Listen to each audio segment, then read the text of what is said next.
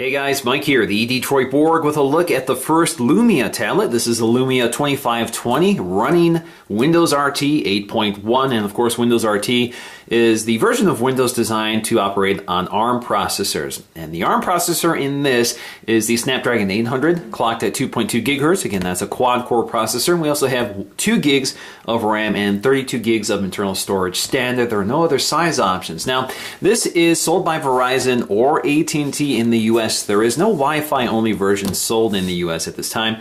So this is available on contract for $399 or off contract for $499. Now there are 2 colors available through Verizon. There's the red and the black. Red is kind of a glossy finish. Black is kind of that matte textured finish.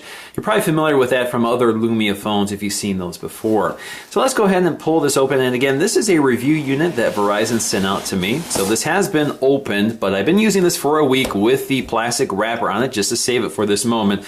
We're doing a little cheating here, so let's go ahead and lift it out.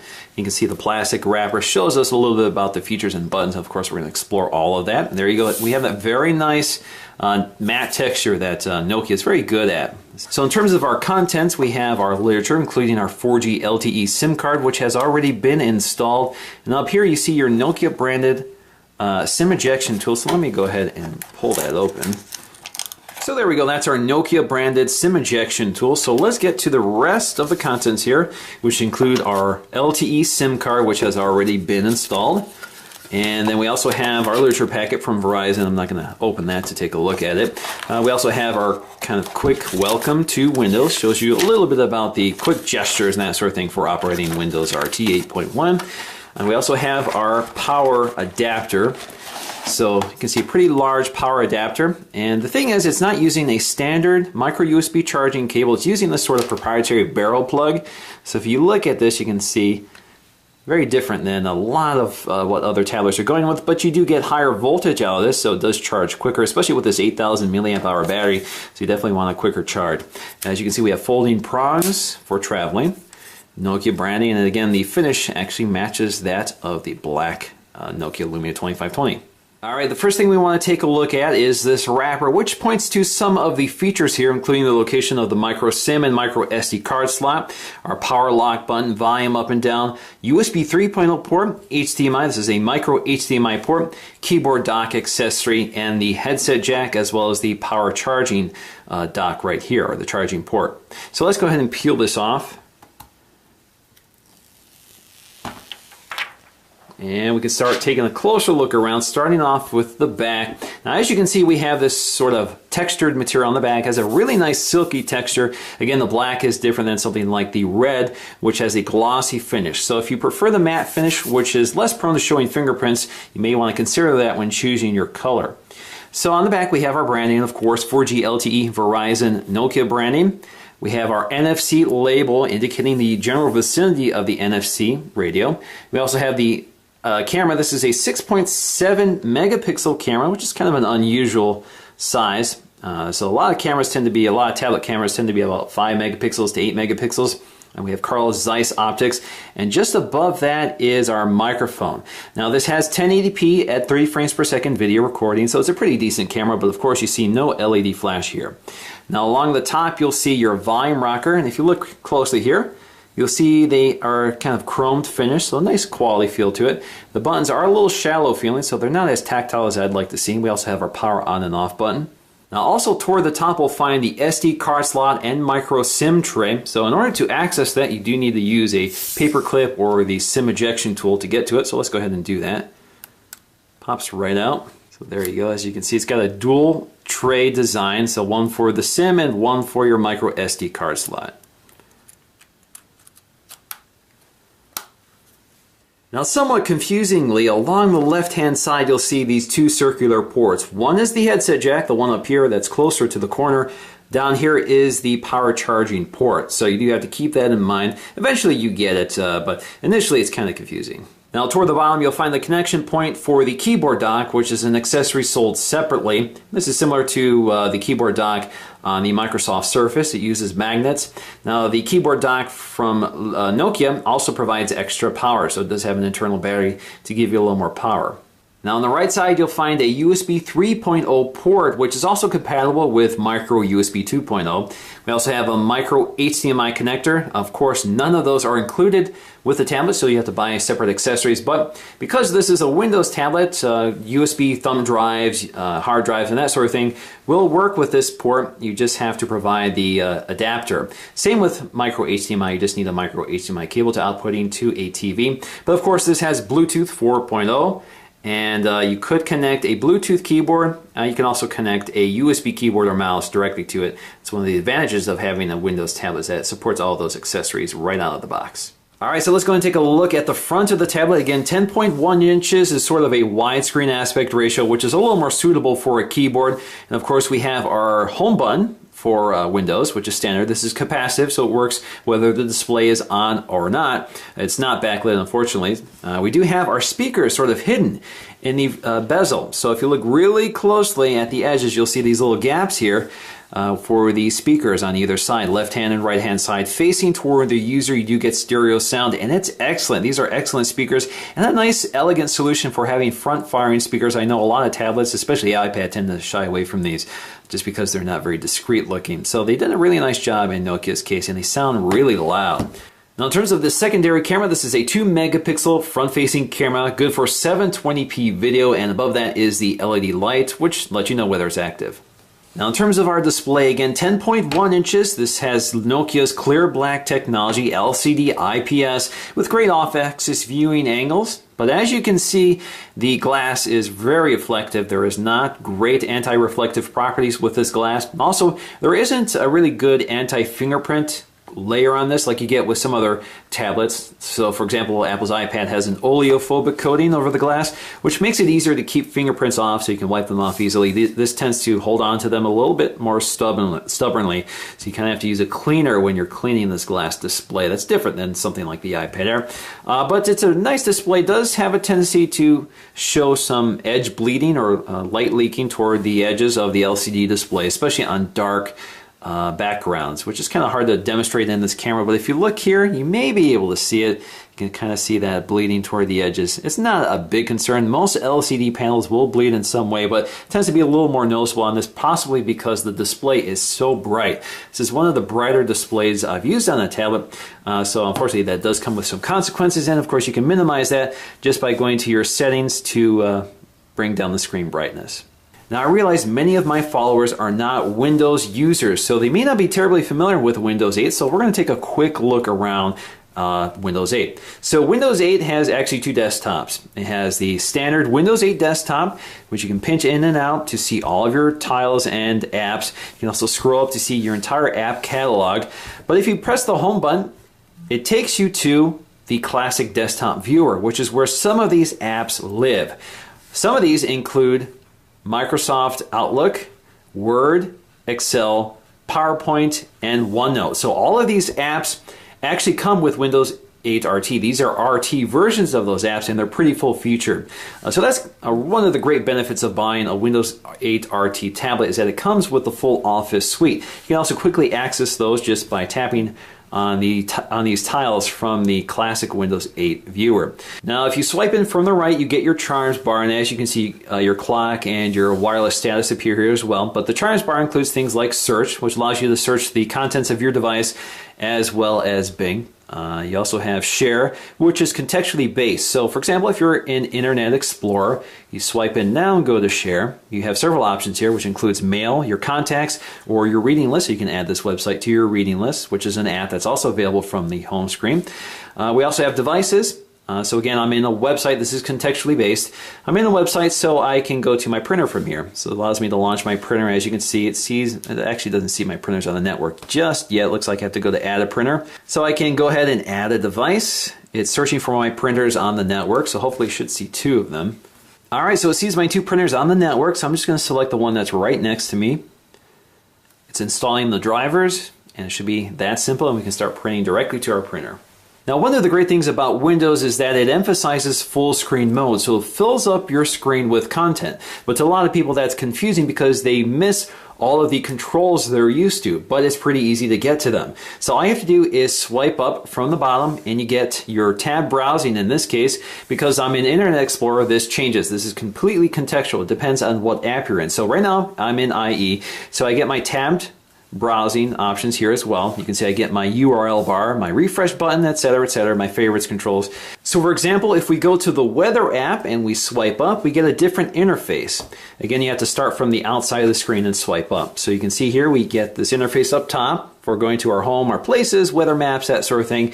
We also can switch between C or Fahrenheit.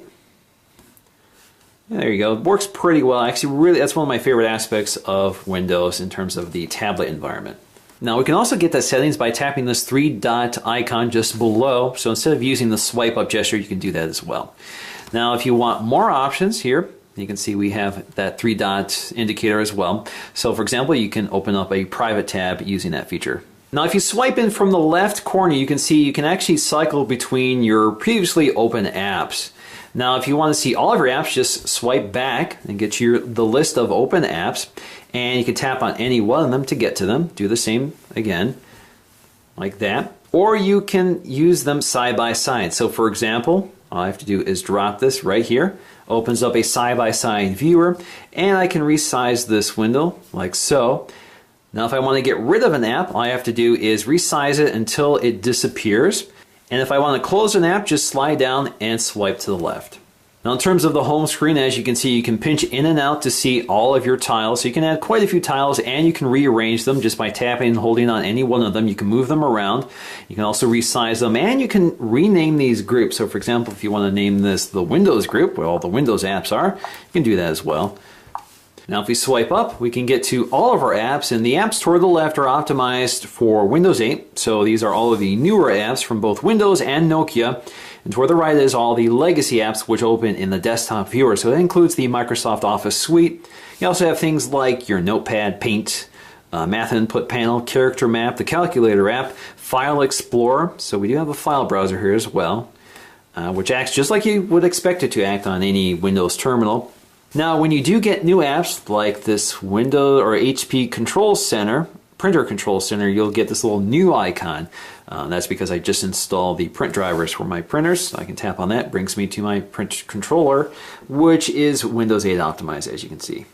Now, in terms of the apps they've included, we do have the standard array of Microsoft apps. So we have a weather app, Internet Explorer, our help app. We have a lot of our media apps, such as our camera app, which we'll explore a bit later. We have Xbox Music. So this is where you can purchase music or access your installed library. We also have our video library for Xbox Video. That includes TV shows and movie rentals. We also have our photo gallery, so this is where you'll find your photos, which also work with SkyDrive, so you can access your SkyDrive photo files here as well. We have our calendar app, the mail app, Skype, of course, because Skype is a Microsoft product. We have lots of other apps, including the Maps app. This is Microsoft Maps, not Nokia Maps. So it's a really full-featured map app with directions, and this does have GPS and GLONASS, so you can use this as a navigation tool. We have our reading list, so if you've added anything to your reading list, this is where they would appear. We also have our Microsoft Store, which is where you can purchase lots of apps. So I think there's 100,000 apps for the RT tablet right now. So you can see things that Nokia is recommending, and you can see top categories. So for example, if we go social, so there we go. We have things like Facebook, Viber, Twitter. So for example, if you want to install the Twitter app, I can show you how to do that. Install. So the app is installed, and it let me know, so I can tap on that. It takes me right to the app, and I can log in and start using Twitter. Now, toward the far right, we have all of our Nokia and Verizon apps sort of grouped together here. So that includes things like Nokia Storyteller, which is sort of a creation tool. It allows you to organize your photos in sort of a gallery viewer to be shared with other people. I'm not going to go through that process here. We also have our camera app, which is a Nokia camera app. This is not the stock Windows app. We have My Nokia, which is sort of a help tool. This tells you a little bit about your Nokia tablet, some of the Nokia features. We have our full user guide here as well, so a full interactive user guide. We also have Nokia Music, so this is Nokia's music app, which is pretty decent, but of course you also have the Xbox Music app if you prefer. We also have Nokia's Video Director, which is sort of an iMovie alternative. Allows you to stitch your your movies together that you've recorded with your camera and create a sort of movie clip. They've also included a game for testing out the gaming performance of your tablet, sort of a cross promotion with the DreamWorks movie. And then we also have the settings for your Verizon account, and then we also have My Verizon Mobile. Now we also have Nokia's Here Maps, and this is sort of a POI navigation tool that allows you to find local points of interest such as restaurants, hotels, entertainment, dining, and that sort of thing. As you can see, you can cycle between your POIs. So for example, if you're nearby and just want to find a good restaurant, you can tap on any one of these to take a look at it. There you go. So it's kind of a nice utility to have. Now if you want to pin any of these apps to the home screen, such as OneNote, all you have to do is tap and hold on it. It gets to your options panel here. You can see pin to start screen. So pins to the start screen, and there it is. Now we can move it around just by tapping and holding it and taking it over to, let's go to the Windows panel here. Now you can continue editing just by tapping and holding on it, and you can uninstall it, you can unpin it from the taskbar again, or you can resize it. So for example, we have several sizes. We have small, so if you want it to match the other icons, that's what you can do as well. You kind of have to move it around if you want them all to stay together, but you get the idea. Now the biggest selling point of this tablet are those 4 icons here: Word, Outlook, PowerPoint, and Excel. We also have OneNote. So if you tap on Word, it takes you to the Word right in the desktop viewer, the classic desktop viewer. You can see here we have our taskbar, so we can switch between all of the open apps as well. Now the best way to input text in Word, of course, is a physical keyboard, but we do have our on-screen keyboard as well. Just tap the on-screen keyboard icon in the system tray, brings it right up for you. Now you have several options. You have the full-size keyboard, or you have your split keyboard, or you have your handwriting keyboard, so you can use handwriting recognition in here. So as you can see, it translates it for you, and you can go ahead and insert it into your document when you're done, and you can also hide your keyboard as well. Now we also have a floating keyboard, so all you have to do is press this little icon up here to detach the keyboard. So now you can move the keyboard around as you prefer, and if you want, for example, some of these other characters, just tap and hold on it. Takes you to, for example, 6 or some of the other characters. Now we actually have 2 camera apps. So we have the Microsoft camera app as well as the Nokia camera. So if we go to the Microsoft camera app, you can see that in order to take a photo, you just tap anywhere on the scene. Snaps the photo for you. If you swipe up from the bottom, you'll get your spot adjust, which is toggled off by default, so you can toggle that on. Now when you tap the screen, it adjusts the scene for you and takes the photo. And if you want to get to your photo, just tap on it, and there you go. As you can see, it actually has this burst mode, so you can select which shot you want right here. So you can say, that's the one I want. So you press the save button, and we're good. Now we also have our video mode, so we can record video. We can tap anywhere in the scene to adjust focus and exposure. Click stop. And if we swipe from the left, you can see our last recorded image or video. Plays it automatically for you. Now we also have panorama mode, which is pretty difficult to demonstrate in this environment here. So in order to take a panorama, you just tilt the camera around.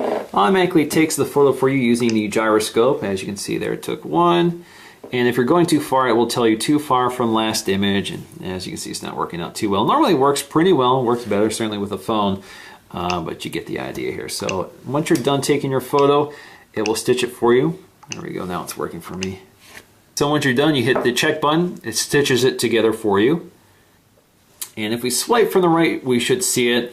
And there we go. It doesn't look terribly good in this case, but you get the idea. Now if you want to switch to the front-facing camera, again you swipe up to get to your controls, click Change Camera, and there you go, so there I am. We also have our timer, and we have our exposure, so we can adjust our exposure manually, which is really nice. So they did a pretty nice job with this camera app. Now in terms of the Nokia camera app, it's even more basic and a little more traditional, so we can cycle between camera mode and video mode, like so. So in order to take a photo, we can tap to focus and then press the shutter release. It takes the photo for us. And we can go to video mode and record video by hitting the record button. And you can also tap to focus as well. And if you swipe up from the bottom, let's hit stop. If we swipe up from the bottom, you get some of your controls as well for this. So we have our options controls, so you can change the resolution of your video. So pretty basic as well. Now the options panel for the camera app is also pretty basic, so you can switch between 4:3 or 16:9. Again, pretty basic stuff.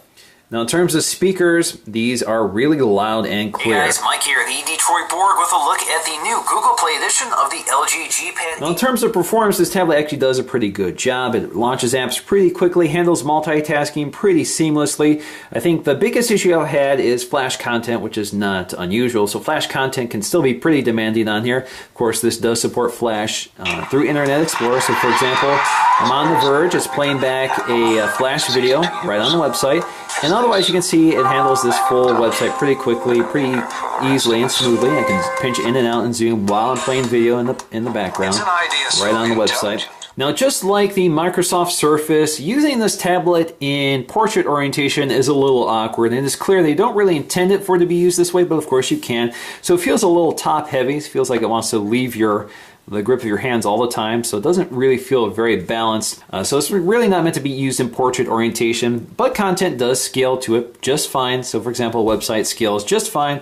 And because it's such a sharp display, even the smallest text looks pretty good. Now, just to give you an idea of the differences between this and the most popular full-size tablet, the iPad Air, you can see we have a 4x3 screen. So that 4x3 screen gives you a little more screen real estate in aggregate, because even though it's not as wide as the Nokia, this is more of a wide screen, it's wider in terms of its portrait orientation, so it gives you a lot more screen real estate overall. This is better suited to a keyboard dock or a keyboard accessory, just because it's wider and better suited to a full-size keyboard.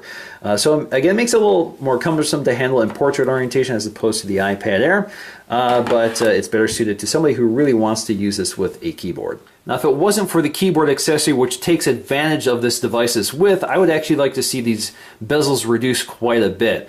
Especially in landscape orientation, it feels a little too wide. So for example, your thumbs don't have a lot of room to stretch over the display and interact with it. So it'd be nice if they reduced this bezel.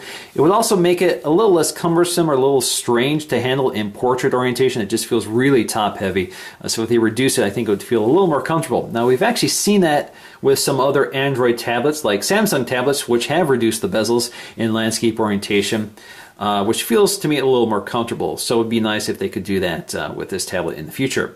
Now, even though we have these tapered corners, they are still pretty pointy, so they do kind of dig into your hand when you're handling it. And since it's not the lightest tablet in the world, it does feel a little uncomfortable to handle, so I'd actually like to see them round this off a bit more. So in conclusion, I think Nokia has done a really nice job creating a Windows 8 RT tablet, but of course it's up to you on whether you want a Windows RT tablet.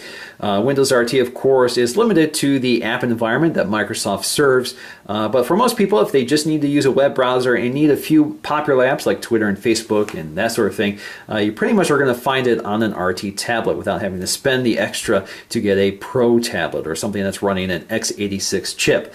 Now, Nokia has done a lot of interesting things here. They've given us this beautiful 10.1-inch LCD IPS clear black display, nice deep blacks with great colors, bright, vivid display with great off-axis viewing. So they've done a really nice job with this display. And we also have these really unique speakers, which are almost invisible, but provide very loud and great stereo sound. So definitely one of the better sounding tablets. And it's great that they're front firing. And hopefully we'll see this more from other manufacturers. Nokia has definitely hit upon something with these sort of hidden speakers. So they've done a really nice job here. The design overall is pretty nice. We have nice material quality.